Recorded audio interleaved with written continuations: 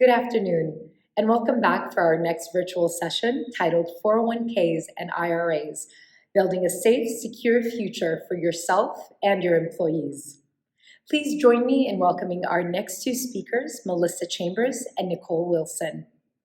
Melissa leads strategic partnerships at Guildeline.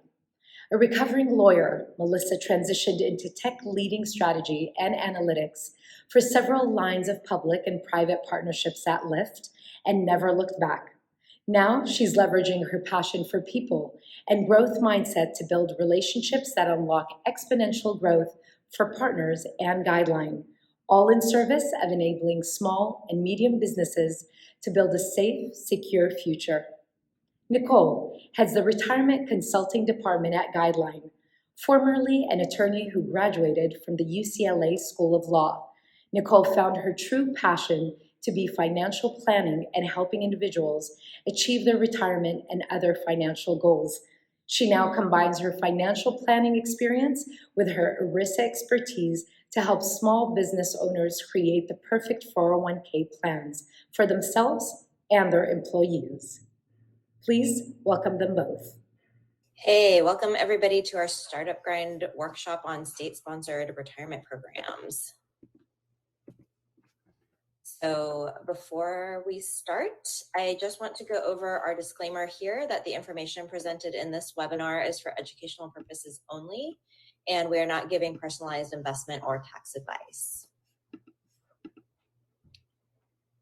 I am one of your presenters today. My name is Nicolle Wilson. I head the Retirement Consulting Department at Guildeline. I also have here Melissa Chambers. She heads the Strategic Partnerships Division at Guildeline. And for those of you who don't know, Guildeline is an online retirement platform that makes it easy for small business owners to access, start, and maintain a retirement plan for their business. And on our agenda today, we will be providing a brief history of state-sponsored retirement programs and what they are. We will compare these state IRA programs with private sector 401k's. We will talk about the modern approach to 401k, and we will introduce Guildeline as a 401k provider. Thanks, Nicolle. I'll go ahead and dive into the history of the state-sponsored retirement programs.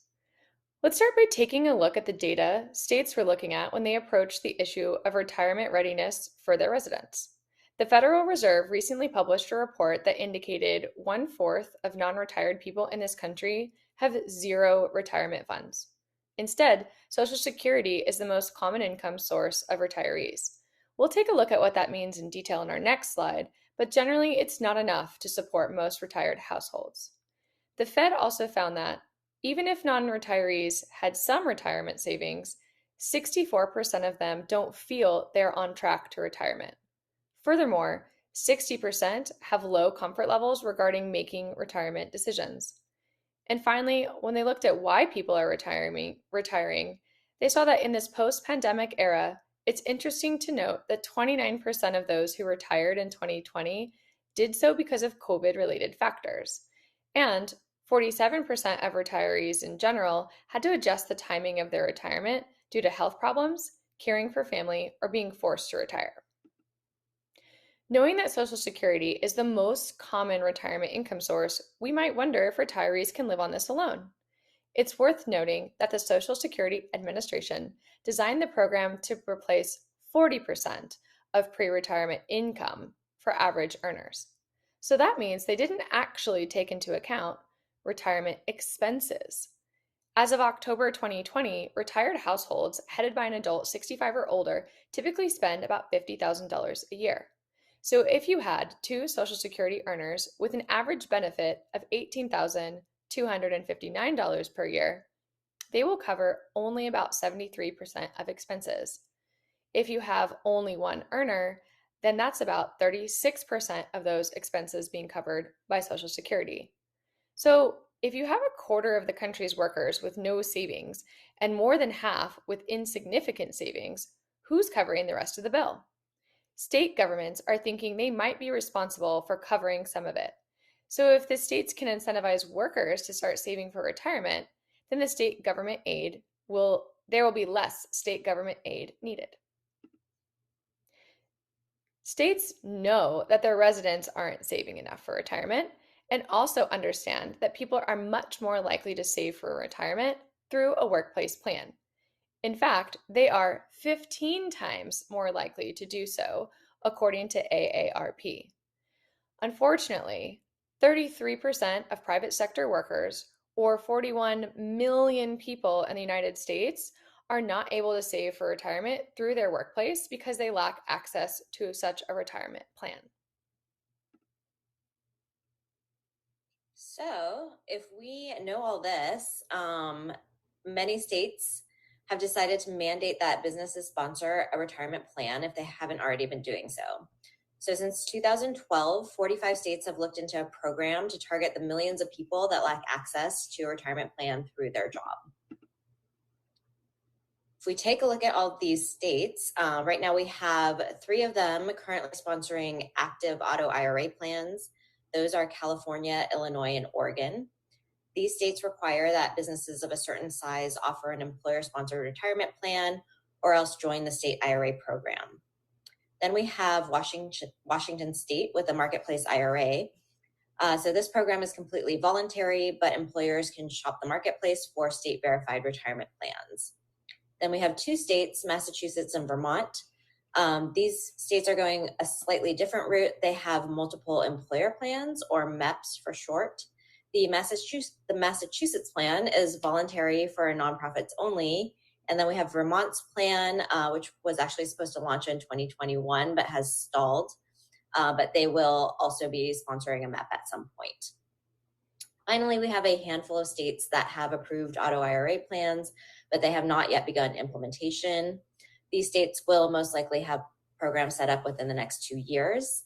And then on the right side here, we have a long list of states that have introduced legislation and are looking into the possibility of sponsoring a program. So if we look at what the 3 active state IRA plans have been doing so far, we see that as of January 31st of this year, there is currently $408 million spread across 441,000 accounts.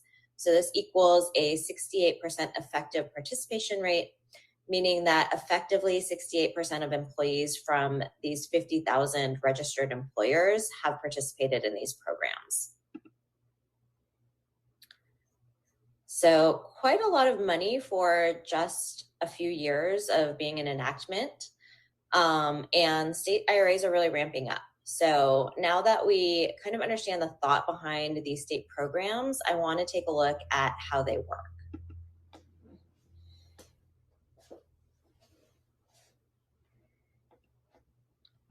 So although each state IRA plan is going to be slightly different, they do have some features in common. States are mandating this program on employers. So because of this, they're trying to make it as easy as possible on the employer side. You will see an easy setup process and limited continuing administration by the employer for this reason. They're also not going to charge anything to the employer to set up or maintain the plan. And since it's IRA-based, employers are not allowed to contribute to any accounts. So for those of you who are unfamiliar with Roth IRAs, these accounts are going to allow for after-tax contributions only, but funds are going to grow tax-deferred and can be withdrawn tax-free if they are considered qualified. Qualified withdrawals mean you are at least 59 and a half and you have held the Roth account for at least 5 years. On the other hand, non-qualified withdrawals will tax earnings only, and they are going to have a 10% penalty on earnings if you are under age 59 and a half. And then finally, all of these plans do require auto-enrollment, which means employees will automatically be set up with a default percentage of their paycheck going to an IRA account unless they proactively opt out of the plan. I want to take a closer look at employer responsibilities when offering a state IRA. So employers are going to need to distribute plan information, including timely notices to employees. They're going to need to take care of the enrollment and onboarding, and then process payroll deductions as well as remit employee contributions. On top of that, employers are expected to stay compliant with all of the specific state programs, guidelines, and requirements. When you compare this with other qualified retirement plans, such as a 401k, the work seems minimal, but it is still some work. And across all of these plans, I think the most work actually revolves around these payroll deduction and contributions. These definitely have to happen every pay period if you have employees contributing. So this process could be very manual depending on what states have actually set up for employers to help. Most of these states don't have an automatic way to do this in comparison with a lot of 401k plans, which we will go over later, have built out some automatic payroll deduction processes. So I want to compare the 3 existing state programs. We have Cal Savers, we have Illinois Secure Choice, and then we have Oregon Saves. So you can see they're all very similar with just a few minor differences. In terms of the mandates, Oregon Saves is the most aggressive in putting the mandate on employers of all sizes. And then all of them have a 5% starting default contribution rate, with Oregon again being the most aggressive and auto-escalating to 10%. All 3 will have a very conservative investment for initial savings. Thereafter, you're going to get a decent choice of mutual funds to choose from, including target date retirement funds. The cost to employees is also going to be relatively similar, although Oregon recently changed their cost structure to split an AUM or asset under management fee and a flat monthly fee. So this is going to end up being less expensive for larger accounts since the AUM fee is reduced significantly. Takeaway here, most of these IRA plans are going to look very similar, so really there should be no surprises. If your business has employees that are in California, Illinois, or Oregon, you are going to need to start looking at either signing up for a state plan or looking at an alternative like a 401k. So again, other states also are going to be coming soon, but these 3 states are the ones that are active and that you have to worry about for now.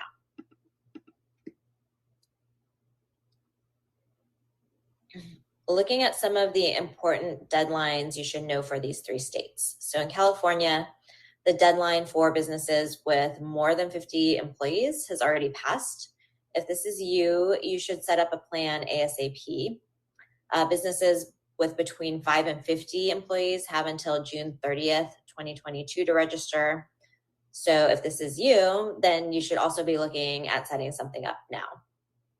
If you are in Illinois and you have 25 or more employees and you haven't been in business for 2 years, then you need to also register or set up an alternative plan as soon as possible.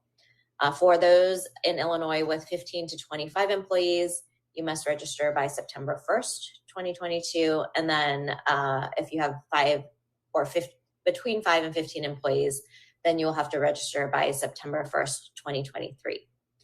Then finally, in Oregon, if you have 5 or more employees, your deadline has also passed, so please act as soon as possible.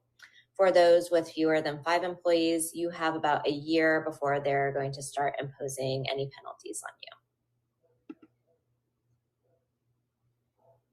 And if you don't have employees in those 3 states, there are, again, a couple of other states that have upcoming deadlines.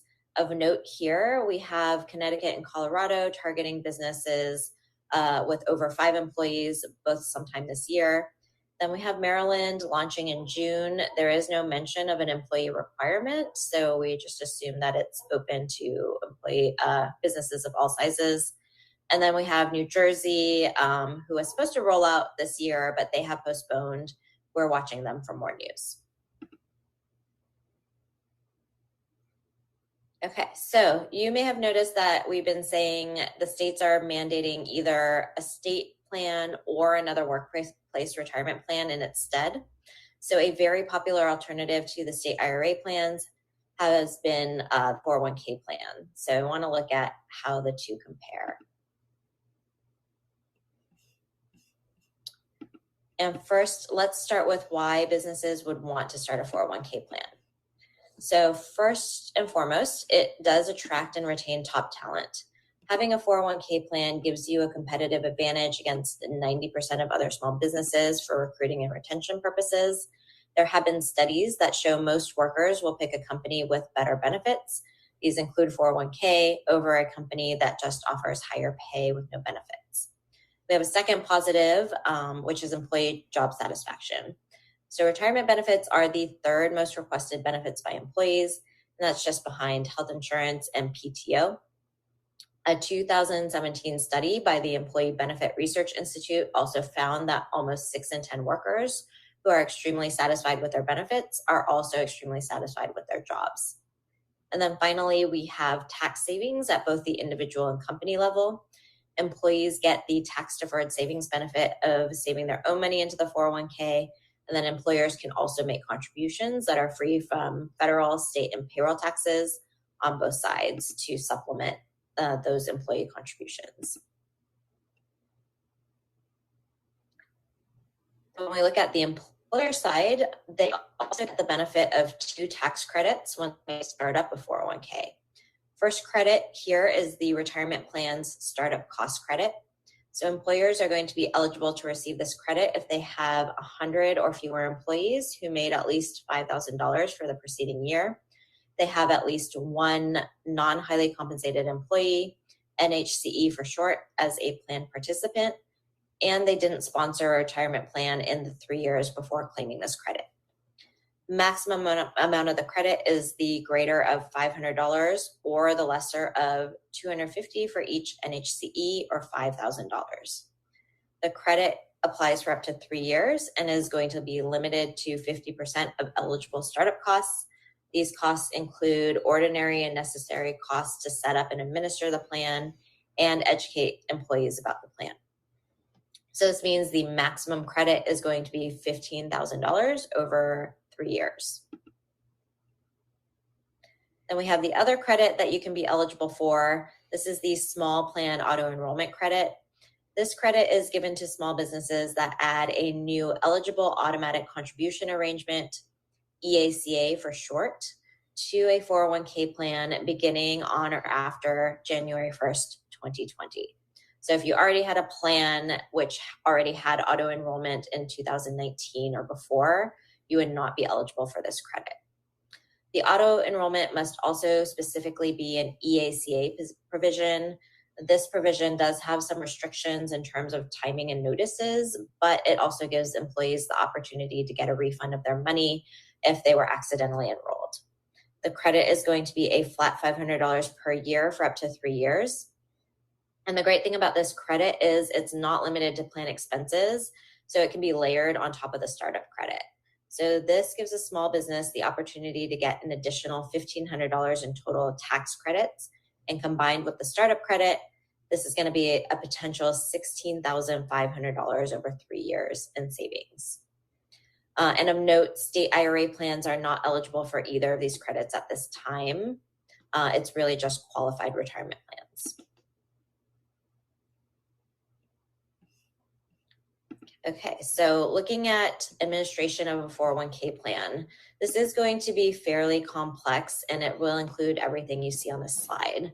So if a plan sponsor doesn't want to do the work themselves, they can outsource it with a 401k. This will include hiring a 316 administrator and a 338 investment manager. So what are these things? So the 316 administrator is a fiduciary that essentially takes on legal responsibility of managing plan administration.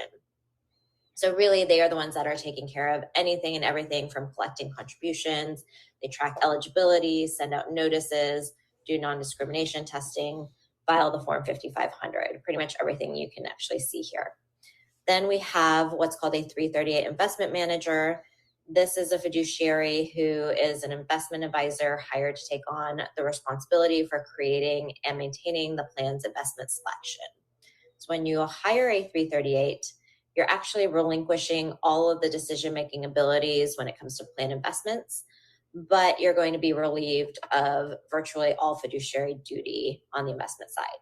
So the main duty you are going to keep is to essentially monitor the service provider to ensure that they're doing their job. So I want to compare 401k versus state IRA side by side. So starting with benefits to the employee, if we look at 401k plans, They have more flexibility with how you can contribute. So they allow for both pre-tax and Roth deferrals, whereas the state IRAs will allow for Roth only. We went over the Roth taxation, but for pre-tax, a quick refresher is deferrals are basically made for taxes, and then they're going to be taxed 100% upon withdrawal. 401k plans are also going to allow for an almost 3 times greater contribution limit for employees annually. So it's going to be a $20,500 limit compared to $6,000 in 2022. And it's also going to allow employers to contribute to employee accounts via profit sharing or matching. So at this time, state IRA plans do not allow for employer contributions. State IRAs are also going to allow access to funds at any time, but it is getting easier for employees to access funds from their 401k under certain emergency situations. Generally, the tax treatment of early withdrawals is more favorable under these new 401k rules. 401ks are also going to allow loans. This can be the more favorable way to withdraw money early from a retirement account, whereas with IRA plans, you aren't going to be able to allow loans. Auto enrollment is going to be required for state IRA plans. With 401k, this option is not mandated. Though this might change if Secure Act 2.0 passes this year. We have a bill in process that is actually going to require auto enrollment, and that's currently with the Senate voted on by the House, but it remains to be seen whether it will be voted through completely. And then in terms of benefits to the employer, we have more flexibility with plan design and investment choices for 401k. State IRA plan design and investments are pretty much set in stone at this point. Then we have a fee comparison. This is probably worth a much longer discussion, but in general, 401k for small businesses has been very expensive for both employers and employees. Modern 401k providers, on the other hand, right now have been cutting costs significantly for both sides. We're going to talk more about that in the next section. On the state IRA side, we have no cost to the employer, but the employees are charged essentially what they call a reasonable fee. This usually averages out to be somewhere between 0.5% to 1% of assets in their account annually. We will also talk more about whether these fees are actually reasonable in the next section. And then finally, we have 401k administration being more complex and more upkeep than a state IRA in general. But again, you can also hire people to do the work for you on the 401k side. Thanks, Nicolle. That brings us to what a modern 401k provider can actually bring to the table. Gone are the days of bias against small business 401ks due to an unfavorable cost structure. A modern 401k provider is now able to automate many of the day-to-day tasks of that 401k plan administration Nicolle was talking about, so that reasonable fees can be charged to the business and still make sense economically. I'm going to highlight our company Guildeline as one of these providers. Let's take a look at what a traditional 401k providing structure looks like. There could actually be multiple companies involved in setting up and maintaining a plan. Sometimes these roles are consolidated, but most of the time they are not. The result is that plans can be confusing. Who do you contact and for what? They can be burdensome. A lot of work ends up falling on the employer, and they can be expensive because everybody involved has to get paid. The more people involved, the more you pay. But again, in the last few years, there's been a major trend towards a more modern approach to 401k. First, we've automated away the administrative middlemen. We built our own record-keeping system and plan administration tools that allows us to take on most of these functions in-house. It allows us to get rid of those expensive outside vendors and take on most of that 316 and 338 fiduciary liability and responsibility that Nicolle talked about earlier. We've also built essential features into our proprietary system that most companies would make you pay extra for, things like non-discrimination testing and filing 5500 forms. And finally, we automated the investment side of things, which means financial advisors are generally out of the picture. Instead, employees will go through an automated quiz online and are recommended an investment portfolio by our system. Guideline tries to simplify investment choices so they're easy to understand. All of these investments are pre-vetted by our investment committee for their quality and low cost. Guideline prides itself on having an ultra-low cost investment choice for the employers and the employees to use. It used to be that advisors would charge a small business a higher assets under management fee than larger clients to make up for the fact that there's a small pool of assets they were taking over. Since Guideline's main source of revenue is not AUM fees, we're able to get the investment cost as low as we can while still being able to follow our overall investment strategy. Guideline's 401k pricing for employers is transparent and reasonable. We have a 3-tiered structure with a monthly base price that differs depending on features for the plan. The more customization, the higher the base price. Then we have an $8 per month per participating employee fee that's charged across the board. This pays for the administration and plan maintenance for each employee in the plan. Our participant fees, though, are where we really stand out. If you choose to be invested in one of our managed portfolios, you pay an average of only 15 basis points a year, 0.15%. To put this into perspective, if you have $1,000 in your account, you would pay approximately $1.50 a year in fees. In contrast, the average small plan fee is 1.68%, which means $16.80 a year would be taken out of your $1,000 balance. In addition, Guideline doesn't charge employees any transaction fees.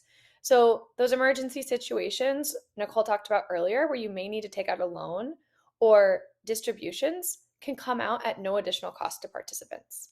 We have an example of how impactful lower fees can be to your account over time. These are 3 different account balances being charged the Guideline AUM fee of 0.15% versus the industry average of 1.68. You can see that with Guideline, you're paying 1/10 the cost of the traditional provider, and your savings every year grow as your account grows. These savings will also stay in your account and compound over all the years you're investing, which allows for an even bigger nest egg during retirement. Thank you so much for taking the time and listening to our presentation. Nicolle and I would like to take some time now to answer any questions that you might have.